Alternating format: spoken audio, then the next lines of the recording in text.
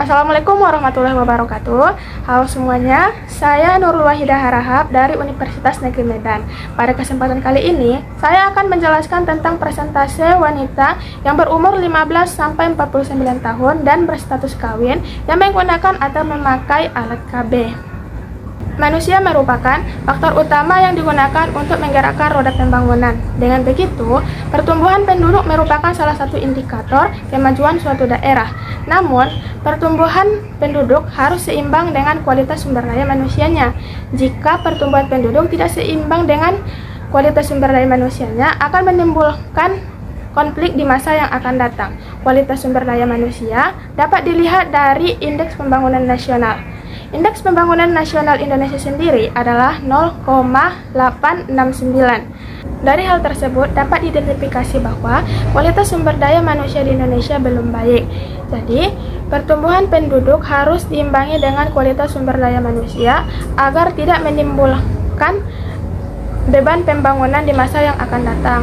Untuk mengatasi permasalahan tersebut, pemerintah membentuk BKKBN yang merupakan singkatan dari Badan Kependudukan dan Keluarga Berencana Nasional. Ini merupakan lembaga yang mengatur atau mengendalikan kependudukan di Indonesia dan keluarga berencana. Salah satu program dari BKKBN ini adalah Keluarga Berencana yang biasa kita sebut dengan KB.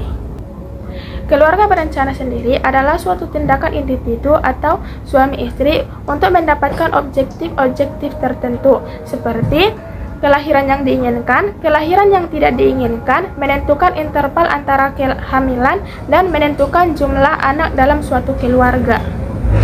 Ini adalah grafik persentase wanita yang berumur 15-49 tahun dan berstatus kawin yang menggunakan alat atau memakai KB pada tahun 2018 sampai 2022.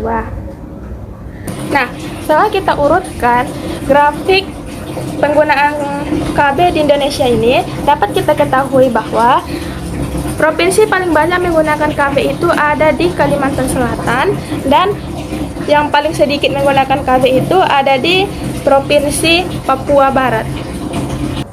Perbedaan persentase penggunaan KB di provinsi yang ada di Indonesia ini dipengaruhi oleh 4 faktor, yaitu faktor pertumbuhan penduduk, faktor ekonomi, faktor pengetahuan dan kesadaran, serta peran keluarga dan masyarakat. Nah, pada faktor pertumbuhan penduduk dapat kita lihat grafiknya adalah sebagai berikut.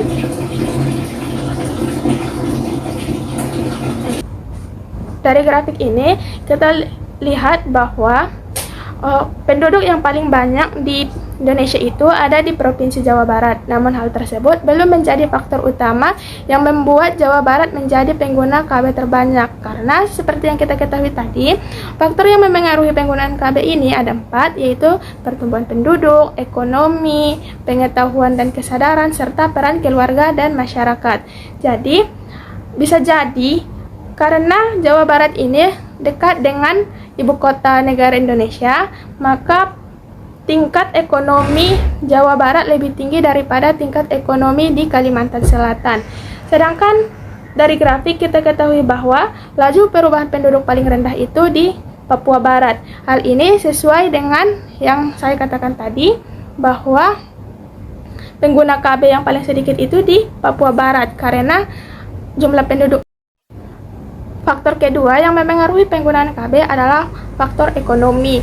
Jadi ini adalah grafik ekonomi di Indonesia pada tahun 2018 sampai 2022. Dari grafik ini dapat kita ketahui bahwa pertumbuhan ekonomi paling cepat itu ada di Sulawesi Tengah dan paling lambat itu ada di Papua Barat.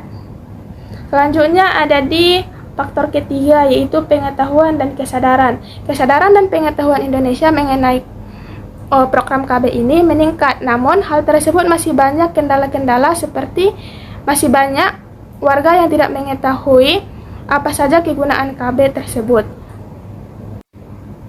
Faktor keempat yaitu adalah peran keluarga dan masyarakat. Maksudnya adalah dari peran keluarga, kita harus memakai KB itu berdasarkan kesetujuan keluarga, terutama suami, dan Peran masyarakat maksudnya dalam suatu masyarakat atau kepercayaan, sebagian kepercayaan menganggap bahwa penggunaan KB ini merupakan sesuatu yang tidak benar. Jadi, faktor-faktor yang mempengaruhi penggunaan KB itu termasuk peran keluarga dan masyarakat. Sebenarnya masih banyak faktor-faktor yang mempengaruhi penggunaan KB ini, namun yang saya ambil hanya 4. Selanjutnya ada di dampak penggunaan alat KB. Dampaknya ada 2, yaitu dampak negatif dan dampak positif.